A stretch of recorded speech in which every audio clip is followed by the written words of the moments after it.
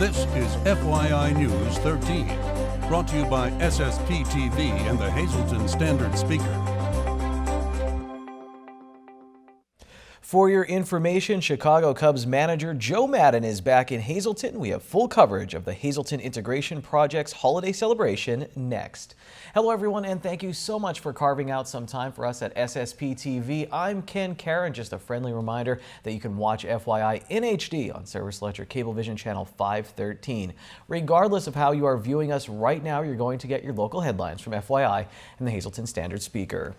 Both sides have agreed on how much the city of Hazleton will have to pay plaintiffs in the case over Hazleton's Illegal Immigration Relief Act. After negotiations with plaintiffs, the city will have to pay $1,319,250.56 by December 23rd. The court awarded the plaintiffs $1,426,684.21. Mayor Joe Iannuzzi says, quote, "This is a concession by the plaintiff that was difficult to concede both in principle and financially. I appreciate their openness to our side of the negotiations," unquote. Also, the city was able to refinance a redevelopment authority loan to pay, so no cost will be added to next year's budget.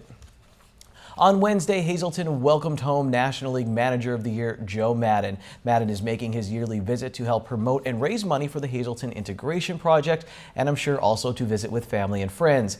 Here's the cool thing about Joe. He doesn't just come home and show his face at the events. Oh no, he's out in the city as well. Here he is at Bottlenecks with my friend Mickey Farley, and I really hope Joe tried the Krabby Cheese Fries. Here's something else that's cool about Joe. At last night's Coaching the Coaches Clinic at the Hazleton One Community Center, sports psychologist Ken Ravizza told everyone that before an important playoff game this season with the Cardinals, Maddon was talking about his hometown Hazleton and how much it meant to him. We will have coverage of the Coaches Clinic, and we'll tell you how to get that sweet Do Simple Better shirt in sports, and make sure you have your HIP party hats ready. Maddon, the honorary chairman of HIP, and the president of HIP, Bob Curry, will be on a special Sam Lassant show. Mr. Lassant tells me he taught Joe everything he knows, so this should be an interesting show. They'll give you an update on HIP and more. Check it out Thursday at 7 p.m. and 11 p.m., Friday at 8 p.m., and early Saturday morning at 6:30 a.m. and late at night at 10 p.m. And on Sunday, catch the show at 6 p.m. and 7:30 p.m. right here on SSPTV. In other news, students at Holy Family Academy in Hazleton were treated to a special visit yesterday. FYI intern John Eric Poli was there as Santa and Mrs. Claus came to visit. We try and keep alive the traditions naturally that they've grown up with and that their families have grown up with, but we also try and interweave into it the caring for each other aspect. And one of the activities that they're doing over there today is they're making Christmas cards or signing Christmas cards for a young girl who we got an email from the diocese that unfortunately had lost her family and was injured in a fire. And one of her requests was that she get Christmas cards. Now, what was your favorite part of today? Well, I actually liked when Santa appeared and I got to go to church in my pajamas. What's your favorite part about today? That we get to meet Santa. Okay, now you guys are writing those Christmas cards. What were you writing on the Christmas card? Merry Christmas, get well. What are you asking Santa for this year? An iPod. Why are you asking for an iPod? Because I really want it. Okay, now what's your favorite part of today? Did Santa come to our school? I think Mrs. Claus was texting back to the North Pole to check on the reindeer. Now, Santa told us that he and Mrs. Claus look forward to visiting the students at Holy Family Academy each and every year.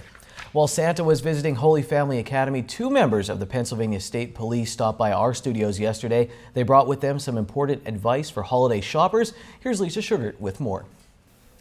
The holidays are a time when we're all worrying about buying gifts for one another, but are you thinking about your safety? Today we are pleased to welcome 2 gentlemen from the Pennsylvania State Police. I am pleased to be joined by Trooper David Peters and Trooper Joshua Breyer, both community service officers with the Pennsylvania State Police at Troop N.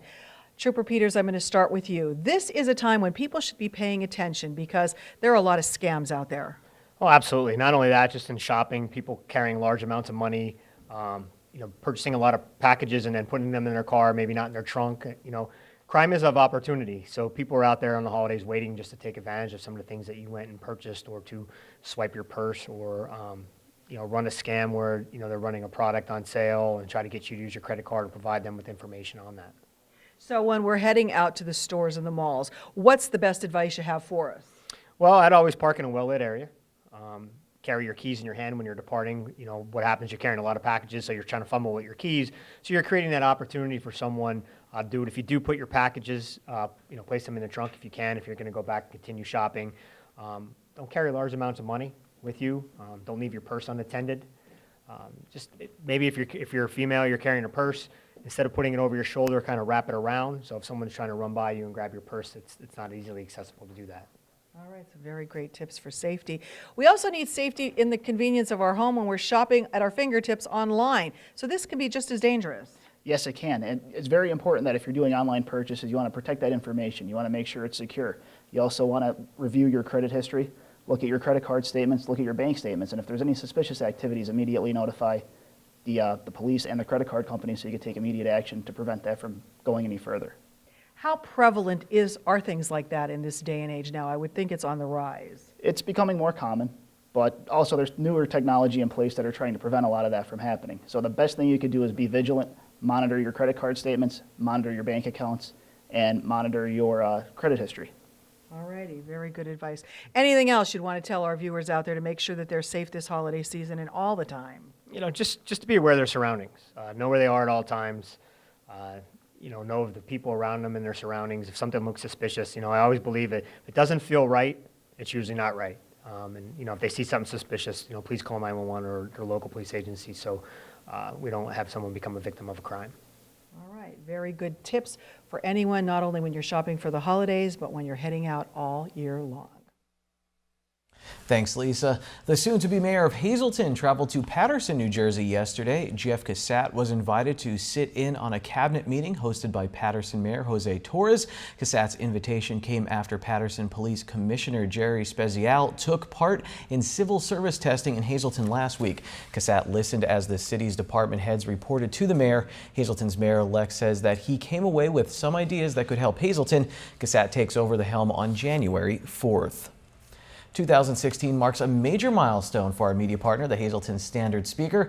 The newspaper will celebrate 150 years of informing the greater Hazleton area, and to celebrate that anniversary, a special section will be published next month, and you can be a part of it. The Standardspeaker is asking for photos and your stories on how the paper has impacted your life. You can submit your memories via their website, email, or U.S. mail. Get all the details in today's Standardspeaker or at standardspeaker.com. You can also call for information at 570-501-3615, and the deadline to submit your memories is December 31st. Tonight we have a special programming note. FYI will not be seen the week of December 28th, and that's because SSPTV will be bringing you special holiday programming. Stay tuned next week for a preview of our week of holiday specials right here on SSPTV. Well, coming up on FYI, yes, we have our HIP coverage. Stay tuned. Next, though, it's our Downtown Hazleton Alliance for Progress segment. And this week, it's all about the Arts Center coming to our area and the new park downtown.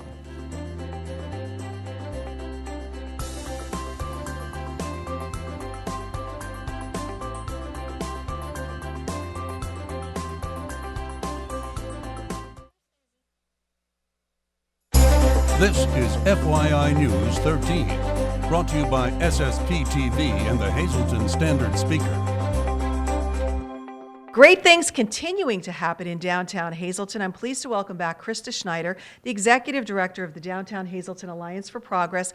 Krista, I know we talked about it, that it was going to happen, a workshop to discuss ideas for the future Arts Center in the former Security Savings Bank building in downtown Hazleton. How did it go? Yeah, it went really well. We were pleased. We had about 30 people turned out, a lot of local artists, members of the Art League, and even some art educators. So we had a really nice discussion. The architects were there. Based on that and some ideas that were proposed, we're kind of finalizing the concept design and getting everybody to kind of understand what direction we're moving in so that it could be developed. Can you give out any trade secrets, any ideas that people maybe had or things that everybody agreed on? Yeah, I think flexibility was the biggest thing, and making sure that the Art Center could accommodate not only the classes and the workshops, but programs for children, all different types of art media studios, jewelry making, glass, pottery, that sort of thing. But I think the other important thing was that it could be used for special events as a community resource. And so, we're hoping to see that come to fruition. Well, now that you've had all that input, what's the next step? The next step is the architects are going to finalize the design, and hopefully we can move into actually having a bid out for construction next year. It'll only be phase one. I mean, we're limited in the resources, the funding that we received, though we do continue to apply for more grants and assistance to have it fully developed. All righty. And not far from that Future Arts Center in downtown Hazleton, we have the new park at Broad and Laurel Street, which we just saw put to great use for First Friday in December. So there's going to be a dedication, and the dedication, though, the park's not finished. No, it's not. I mean, phase one is finished, but everybody should understand it's only the first of hopefully several other phases where the actual interior of the park could be developed, with a plaza and lighting and additional vegetation and that. So, but the first phase is done, and we're hoping to have a dedication very soon to recognize that. What was the reaction at First Friday when all the people were there? The tree lighting, the carriage rides. I mean, it was really beautiful. Yeah, I think it adds a whole new dimension to the downtown. To have that important corner lot, be used now for public events and gatherings. So, unfortunately we were limited to the street because the grass had just been planted, but, we're hopeful that in the future, as the Art Center opens up and we could have that as a community center, community events could be held there, that, the two work together really nicely. Sounds like a great plan, so we can't wait to see what 2016 will hold for downtown Hazleton. Thanks for coming in. Thank you. And Lisa wanted me to let you know that the formal dedication of City Park will be Friday at 9 a.m., so stop by if you can. Time now for FYI News 13 weather. While everyone is so excited about Star Wars: The Force Awakens opening up in theaters tonight, the actual Empire is pumped about the downtown park dedication tomorrow. Here you see the Death Star already getting its spot for the festivities. Have fun tonight, Star Wars fans. May the Force be with you. Now to our forecast from the National Weather Service tonight. Rain likely before midnight, then a slight chance of showers between midnight and 2 a.m. Mostly cloudy. Our low will be 35 degrees. Chance of precipitation is 60%. On our 4-day outlook for the weekend, Friday mostly sunny with a high near 37 degrees, wind up to 11 miles per hour. Friday night will be mostly cloudy, low of 23, wind from 9 to 13 miles per hour. On Saturday, scattered flurries, but mostly sunny with a high near 31 with a west wind from 13 to 15 miles per hour. Saturday night, partly cloudy, low of 23. Sunday will be mostly sunny and cool with a high near 36. Sunday night partly cloudy, will get down to 30 degrees. And then on Monday, mostly cloudy with a high near 42. Monday night, mostly cloudy, low of 38 degrees. Awesome weather shot. Love it. And now the midday winning Pennsylvania lottery numbers on FYI. No Star Wars here. Pick 2, 26, pick 3, 484, pick 4, 5279, and pick 5, 86412. Our hip coverage kicks off when we come back, but before that, here's some law talk.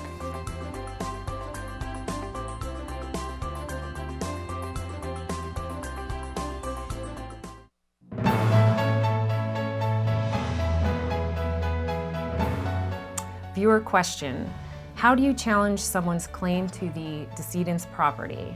Well, that doesn't happen too often, but it does happen. And to the family of the decedent, it's a very important issue.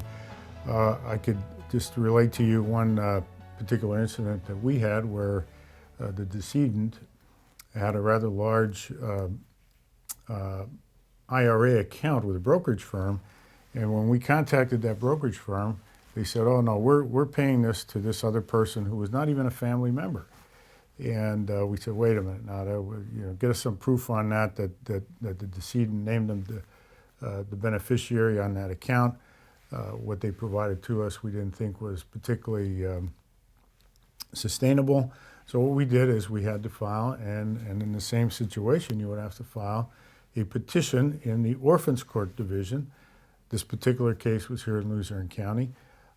We got our witnesses together, including an expert in account management, and we went to a trial.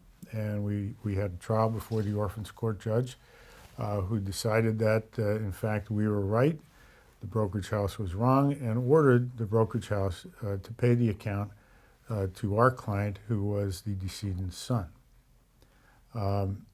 As I said, it doesn't happen too often, but certainly it's an important issue. And if it does happen, you can't just rely on what you are told, particularly if it's something that's odd or different or something you don't agree with.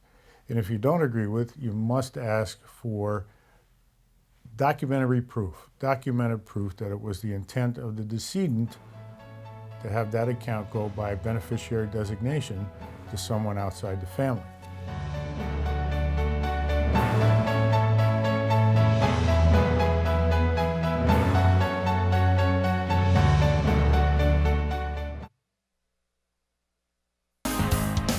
This is FYI News 13 Sports. Okay, everyone, hip party hats out and on. Our intern, John Eric Poli, has coverage of the first Hazleton Integration Project holiday celebration event featuring Hazleton's own Joe Maddon and more big names from the world of baseball.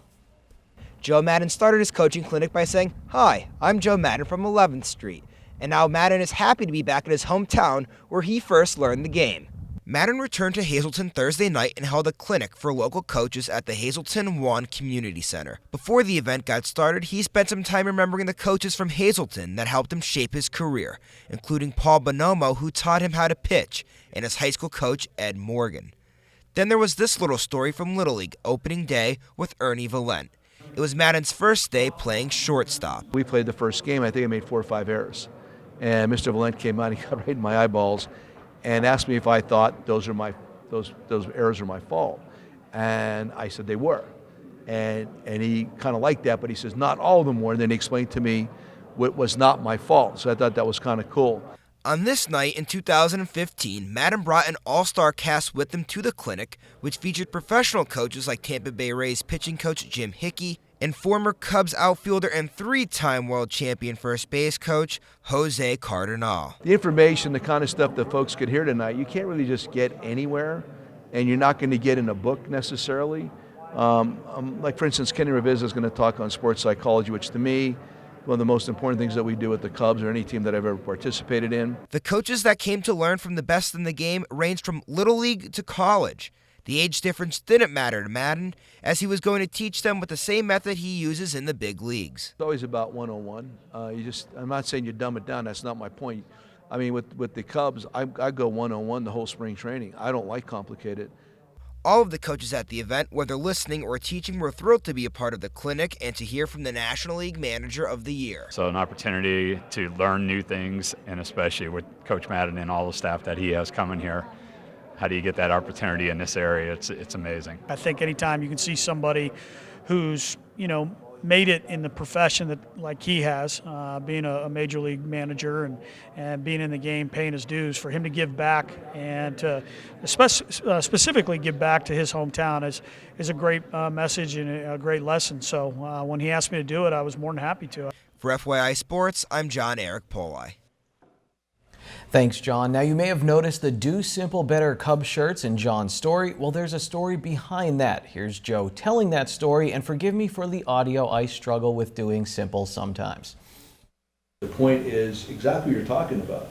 Everybody's looking for convoluted answers to questions and situations. And in baseball and in generally in my life, I prefer simple answers. I think there's a much better chance of those working properly. So in my opening meeting last year with the Cubs in Arizona, I talked about the concept of to do simple better. Perfect example for all the football fans. Back in the day, the Packer sweep, you knew it was coming, but you couldn't stop it. Just a simple concept. With the Cubs, we do not have a whole bunch of different plays. We don't try to do a whole bunch of different things. But the stuff that we do, I want us to do better than the other team, so to do this simple concept better than they do. Joe says he thinks the concept applies to almost everything. Now, Under Armour printed 250 shirts for Joe's trip to Hazleton, and you can buy one for $20. So, Kenny, where can I get one of those amazing shirts? Well, here you go. Here's a list of the remaining events this year where you can buy and help HIP. Thursday is a press conference to dedicate the renovated gym at the Hazleton One Community Center, and then there will be a fireside chat with Maddon and ESPN's Tim Kirkjian and Cubs great Rick Sutcliffe. On Friday, it's HIP's annual banquet at Genetti's with Maddon, another Cubs great Jose Cardinal, and Manny Ramirez, who's now working with the Cubs. Saturday night, there's an amazing event, and it's free. It's Hazleton Kids Have Talent at the Alice C. Wiltsey Center in Hazleton. And then Sunday, it's the Thanksmas meal for those in need at the Hazleton One Community Center. If you want to help out HIP any time of the year, go to hazletonintegrationproject.com for information.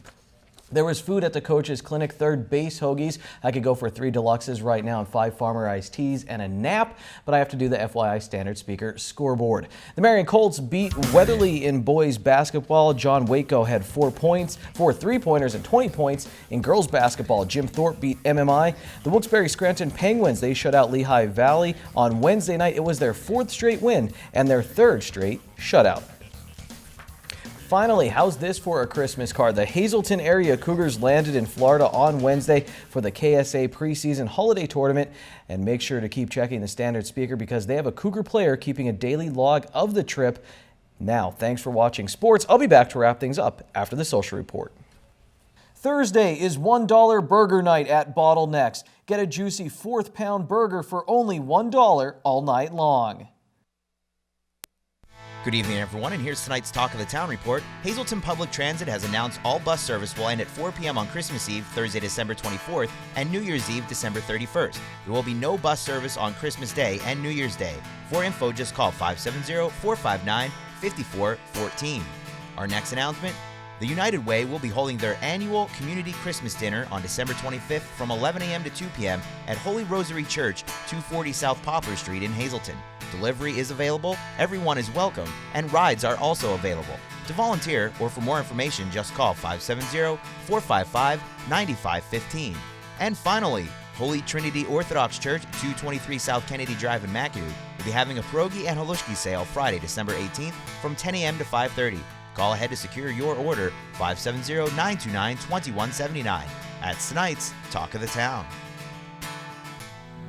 News 13 would like to send sincere condolences to the family and friends of Andrew J. Doran of Allentown. Services will be held Monday at 11 a.m. at the Trexler Funeral Home. Friends may call Sunday from 1 to 4 p.m. and Monday from 9:30 to 11 a.m.